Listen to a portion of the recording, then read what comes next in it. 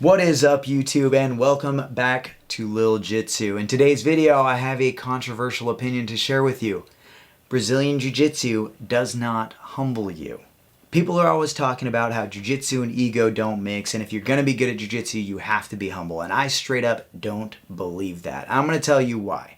As I have progressed through my Brazilian Jiu-Jitsu journey, I have found that my ego has gotten bigger as I have gotten better at Jiu-Jitsu. And this has done wonders for my self-confidence, which is one of the main reasons that I started Jiu-Jitsu in the first place. But my ego has gotten bigger since starting. And the reason for that is when I started Jiu-Jitsu, I recognized that I was learning something new, and I tapped to literally everyone. When I got caught, I knew I got caught, and I was tapping early. White belts, girls, teenagers, other colored belts, obviously, I was tapping because I knew I got stuck. And as I've gotten better, sometimes I have to remind myself that it's okay to tap regardless of who I'm rolling with. Sometimes you let someone get further into a position than you should have, or you think you can escape when you can't, and you get caught.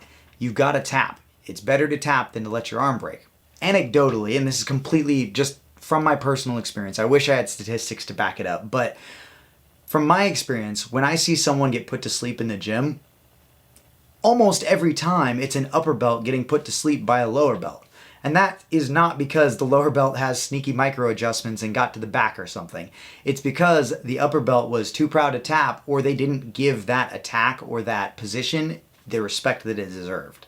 When the upper belt wakes up with 5 people looking down on them and their feet up in the air, it's probably because they didn't think they needed to tap to the lower belt, or they thought they were better than them and didn't want, maybe they didn't want their friends to see them get tapped out by the white belt or whatever, right? If they had tapped like they would have against a color belt with the same position, they wouldn't be waking up off the floor.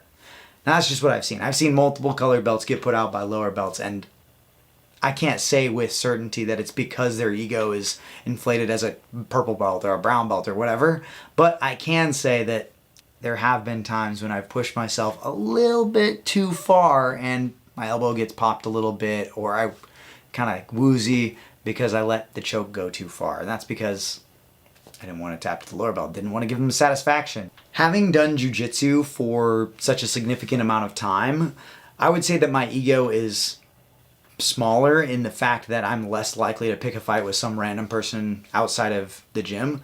And that's because I recognize that there are a bunch of different variables and factors that could go into determining the outcome of who wins that fight, right? It's just better to avoid physical confrontation when possible, no matter what. That being said, as a person, my ego and my sense of confidence has definitely gotten bigger.